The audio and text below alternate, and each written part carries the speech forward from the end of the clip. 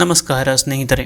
ಭಾರತದ ದಕ್ಷಿಣ ಕಡೆಯ ಕಾಡಿನ ಅಂತರಾಳದಲ್ಲಿ ಆಳವಾದ ಹಿಮಾಲಯದ ಶಾಖೆಗಳಿಗೆ ಸಮೀಪದಲ್ಲಿ ಒಂದು ತಪೋವನ ಇತ್ತು. ಇಲ್ಲಿ ತಪಸ್ಸು ಮಾಡುತ್ತಿದ್ದ ಋಷಿ ಪುರೋಹಿತ್ ಅವರು ವಿದ್ವಾಂಸದಲ್ಲಿ ಶ್ರೇಷ್ಠರಾಗಿದ್ದರು.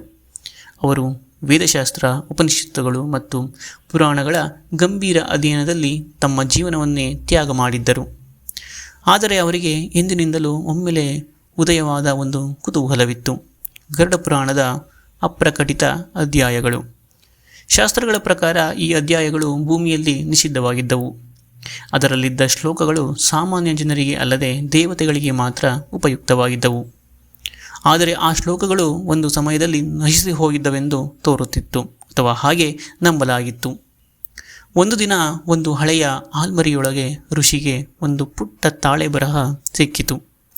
ಒರಟಾದ ತಾಳೆಮೆಣಸು ಹಾಳೆ ಕಾಲದ ಕಿಟ್ಟತೆಯಲ್ಲಿ ಭಾಗಶಃ ಜಜ್ಜಿ ಹೋಗಿತ್ತು. ಅದರಲ್ಲಿ ಕೆಂಪು ಅಕ್ಷರಗಳಲ್ಲಿ ಬರೆಯಲ್ಪಟ್ಟಿತ್ತು, ವಿಷ್ಣೋರ್ನ್ ಹೃತ್ ತಮಸಾನಯತು. ಅರ್ಥವೇ ಇಲ್ಲದಂತಿತ್ತು. ಆದರೆ ಶ್ಲೋಕವು ಪೂರ್ಣವಿಲ್ಲದಿದ್ದರೂ ಅದರ ಓದುವ ಧ್ವನಿಯಲ್ಲಿ ಒಂದು ವಿಚಿತ್ರ ಸ್ಪಂದನೆ. ಋಷಿ ಪುರೋಹಿತ್ ಆ ತಾಳೆ ಬರಹವನ್ನು ತಮ್ಮ ಧ್ಯಾನ ಮಂದಿರಕ್ಕೆ ತೆಗೆದುಕೊಂಡರು. ಅವರ ಸಂಶೋಧನೆ ಪ್ರಾರಂಭವಾಯಿತು. ವಾರಗಳು ಕಳೆಯುತ್ತಾ ಹೋದವು. ಅವರು ಗರುಡ ಪುರಾಣದ ಇತರ ಎಲ್ಲ ಲಭ್ಯವಿರುವ ಪ್ರತಿಗಳೊಡನೆ ಈ ಶ್ಲೋಕವನ್ನು ಹೋಲಿಸುತ್ತಾ ಹೋದರು. ಕೊನೆಗೂ ಒಂದು ರಾತ್ರಿ, ಕತ್ತಲಿನಿಂದ ತುಂಬಿದ್ದ ನಿಶ್ಶಬ್ದ ರಾತ್ರಿ, ಅವರು ಆ ಪಾಠವನ್ನು ಪೂರ್ಣಗೊಳಿಸಿದರು. ಶ್ಲೋಕ ಪೂರ್ತಿ ಹೀಗೆ ಹೋಗುತ್ತಿತ್ತು: ಏನ ಮಂತ್ರೇಣ ಸಿದ್ಧೋ ದ್ವಿಜವಾಹನ ದೇವಂ ಅವವಿಕ್ತ ಲೋಕೇಶು ತಮೋನಾಥಂ ಪ್ರಚೋದ್ಯಾತ್.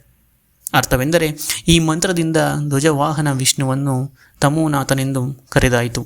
ಅವನು ಎಲ್ಲ ಲೋಕಗಳಲ್ಲಿ ವಿಭಜನೆಯ ಹಾದಿ ತೋರಿದನು. ಈ ಶ್ಲೋಕವನ್ನು ಪಠಿಸುತ್ತಿರುವಾಗಲೇ ಋಷಿಯ ಸುತ್ತಲೂ ತೀವ್ರ ಗಾಳಿ, ಎಣ್ಣೆ ಹಚ್ಚಿದಂಥ ದಿಟ್ಟ ಗಂಧ, ಭೂಮಿ ಕಂಪಿಸುವಂಥ ಕಂಪನ ಎಲ್ಲವೂ ಶುರುವಾಯಿತು. ಅವರು ಅರ್ಥ ಮಾಡಿಕೊಳ್ಳದೆ ಮುಂದೆ ಓದಿದಾಗ ಒಂದು ಅಜ್ಞಾನ ಶಕ್ತಿ ಆ ಮಂದಿರದ ಒಳಗೆ ಪ್ರತ್ಯಕ್ಷವಾಯಿತು. ಅದು ದೇವತೆಯಾಗಿತ್ತು, ಕಾಲವಿಕರಾಳಿ. ಪುರಾಣಗಳಲ್ಲಿ ಉಲ್ಲೇಖಿತವಾದ ಒಂದು ರಹಸ್ಯಮಯ ಮತ್ತು ಶಾಪಿತ ದೇವತೆ. ಅವಳು ಶೂನ್ಯದಿಂದ ಹುಟ್ಟಿದಳು. ಅವಳಿಗೆ ಆಹಾರವೇ ಭಯ. ಅವಳಿಗೆ ಶಕ್ತಿ ಬೇಕು ಎಂಬಂತಿಲ್ಲ. ಅವಳು ಶಕ್ತಿಯ ಆಕಾರ. ಆ ದೇವತೆಯ ಪ್ರತ್ಯಕ್ಷತೆಯಿಂದ ಋಷಿಯ ಮನಸ್ಸು ಕುದುರಿತು. ಅವಳು ಮಾತನಾಡಲು ಪ್ರಾರಂಭಿಸಿದಳು. ನೀನು ನನಗೆ ಮಂತ್ರದ ಮಾರ್ಗ ನೀಡಿದ್ದೀಯೆ. ನಾನೀಗ ಮುಕ್ತಳಾಗಿ ಬಿಟ್ಟಿದ್ದೇನೆ. ಅವಳ ಧ್ವನಿ ಹೆಜ್ಜೆ ಹೊಡೆಯುವ ಮುನ್ನಲೇ ಬಾಯಿಗೆ ತಟ್ಟಿದಂತೆ ಇದ್ದಿತು. ಋಷಿಯ ಹೃದಯ ಹಬ್ಬರಿಸುತ್ತಿತ್ತು. ಅವರು ಕೇಳಿದರು, ನೀನು ಏನು ಬಯಸುತ್ತೀಯಾ? ಅವಳು ನಗುತ್ತಾ ಉತ್ತರಿಸಿದಳು, ಭೂಮಿಯ ಜನರು ನನ್ನನ್ನು ಈಗ ಮರೆತು ಬಿಟ್ಟಿದ್ದಾರೆ. ನೀನೇ ನನ್ನನ್ನು ಮತ್ತೆ ನೆನೆಸಿದ್ದೆ. ಆ ತಪ್ಪು ನಿನ್ನದು.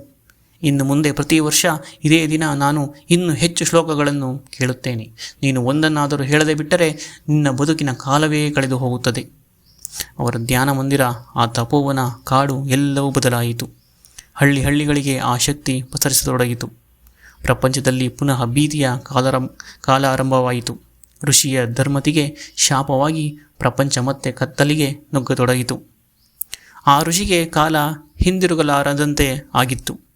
ಪ್ರಾರಂಭದಲ್ಲಿ ಅವನು ಗುಪ್ತ ಶ್ಲೋಕಗಳನ್ನು ಅನಾವರಣ ಮಾಡಿದಾಗ ತನ್ನ ಕೈಯಲ್ಲಿ ಲಭಿಸಿರುವ ಜ್ಞಾನ ಮತ್ತು ಶಕ್ತಿಯ ಕುರಿತು ಹೆಮ್ಮೆ ಪಟ್ಟಿದ್ದ.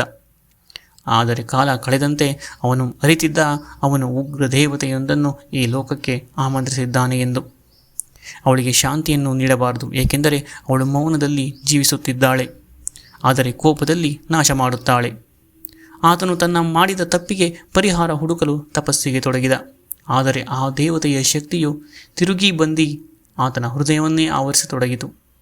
ತಾನೇ ತನ್ನ ಆತ್ಮದಲ್ಲಿ ಆ ಶಕ್ತಿಯನ್ನು ಲೀನಗೊಳಿಸಿದರೆ ಲೋಕ ಉಳಿಯಬಹುದು ಎಂಬ ನಂಬಿಕೆಯಲ್ಲಿ ಆತನು ತನ್ನ ದೇಹವನ್ನು ತ್ಯಜಿಸಲು ನಿರ್ಧರಿಸಿದ.